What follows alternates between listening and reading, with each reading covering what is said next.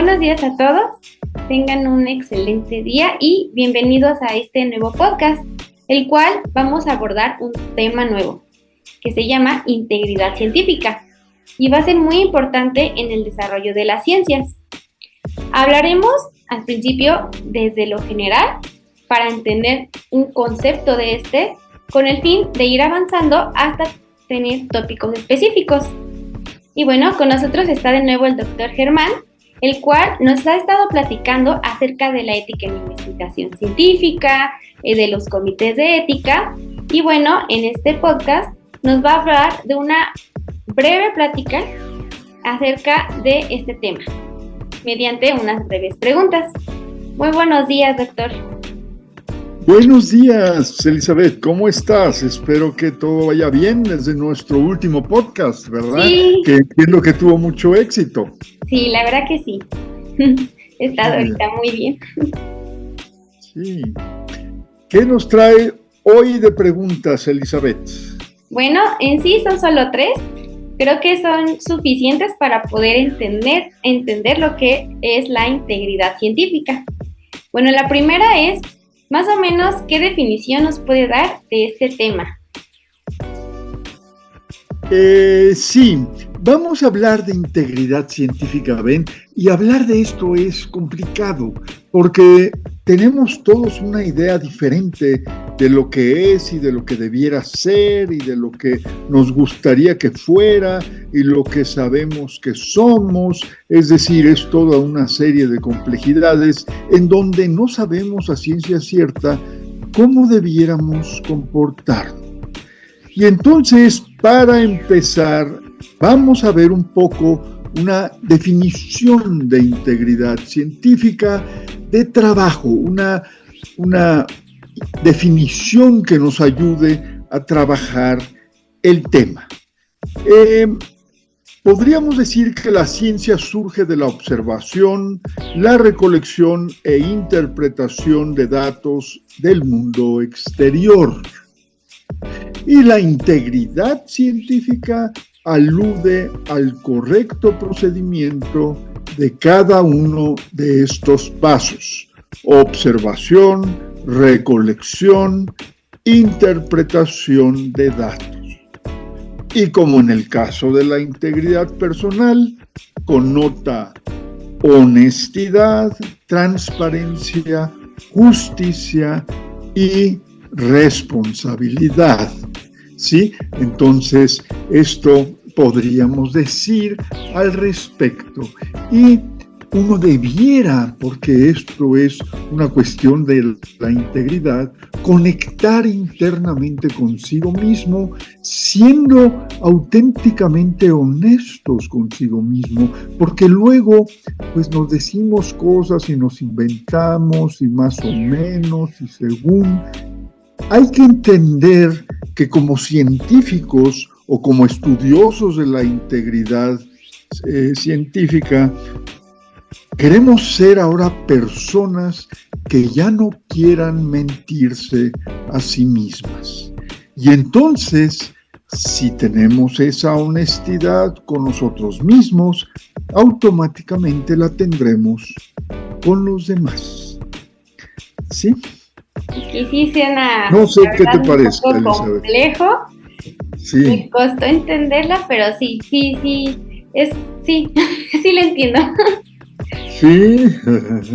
Ok, y bueno, de esto de la integridad científica, ¿cuáles son algunos principios fundamentales en esto? Porque sé que hay muchos, pero ¿cuáles son como los principales? Sí. Algunos principios vienen a continuación, pero nada más darles esta frase, esta información la tengo de la referencia Santiago Lamas y Carmen Ayuso, integridad científica, por los que quieran revisar el tema. Pero las personas íntegras podemos decir esto: idealmente la ciencia debiera limitarse en su práctica a las personas íntegras. Pero por estar los científicos constituidos de la misma materia que el resto de la especie, no se sustraen a comportamientos carentes de integridad durante el ejercicio de su profesión. Sí, es una bonita frase que alude al hecho de que, bueno, pues sí, a veces hay trampas y eso no debiera ser, pero no somos perfectos, somos humanos. Es entendible que haya este tipo de cosas, pero no debieran ser y debieran reducirse al mínimo posible para que de preferencia estas trampas sean inexistentes. ¿Sí? Y luego nos decía Elizabeth que está preguntando ahora sobre los principios de la integridad. Pues estos principios están basados en la honestidad intelectual, en esa honestidad, en la propuesta, desarrollo y comunicación de la investigación. Una precisión es necesaria en la representación escrita o oral de las contribuciones o propuestas científicas. También es necesaria una imparcialidad en el proceso de revisión por pares, ¿sí? Un espíritu colaborativo de interacción científica y predisposición a compartir recursos. También transparencia en los conflictos de interés reales o potenciales, protección a sujetos experimentales, animales o humanos, adhesión a códigos éticos de conducta en los equipos de investigación y una dirección y supervisión rigurosas y dedicadas. Sí, suena que también estos valores los he escuchado también como para decir en la sociedad, ¿no? De ser honesto, de ser transparente, ¿no? O sea, pues que no haya mentiras en eso.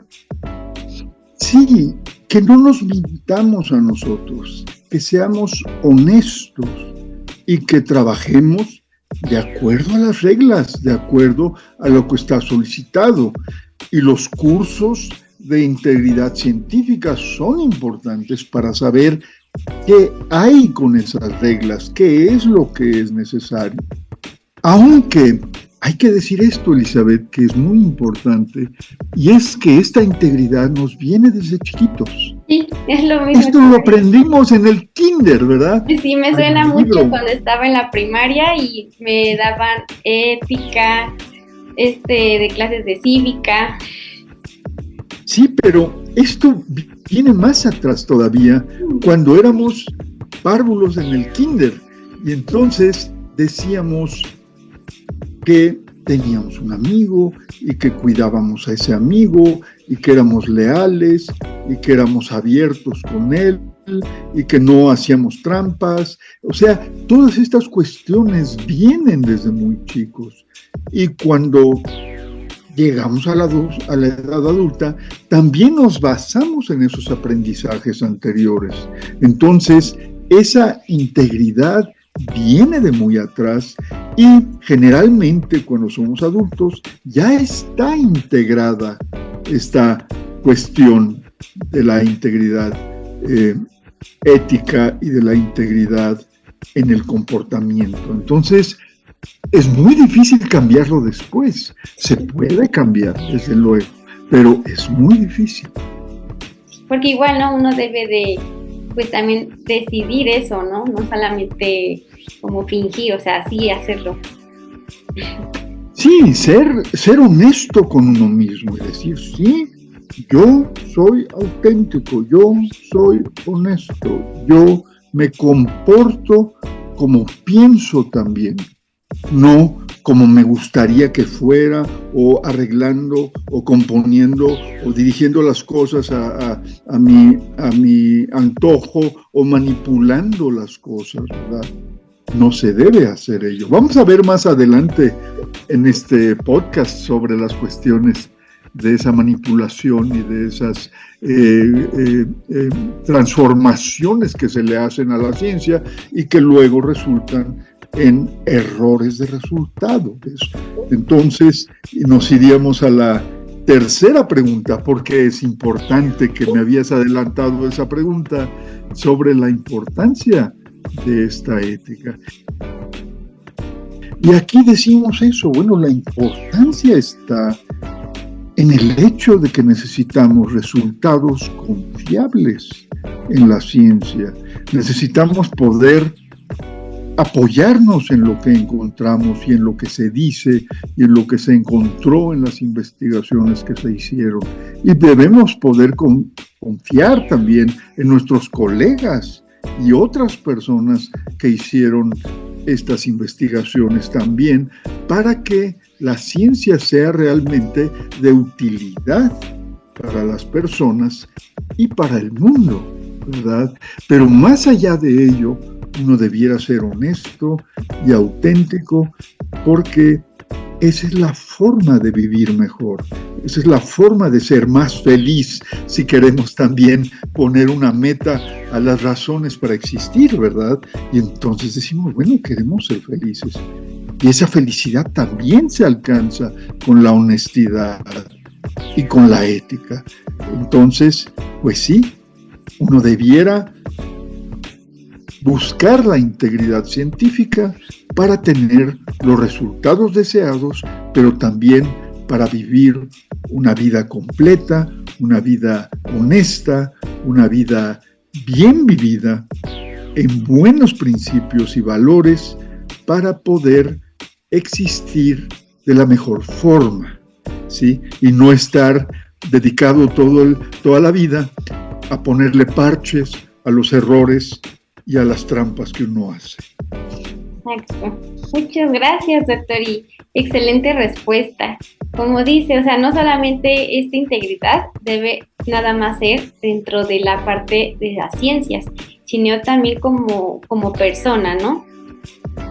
Sí, no están separadas la integridad científica y la moral de la propia persona. Ok, bueno, muchísimas gracias de nuevo. Y bueno, este podcast, bueno, fue como vieron, más que nada de forma general. Y bueno, los siguientes podcasts van a ser un poco más específicos. Entonces, espero haya sido de su agrado y que haya resuelto sus dudas acerca de este tema. Y bueno, nos vemos en la próxima. Hasta luego. Gracias, Elizabeth. Bye.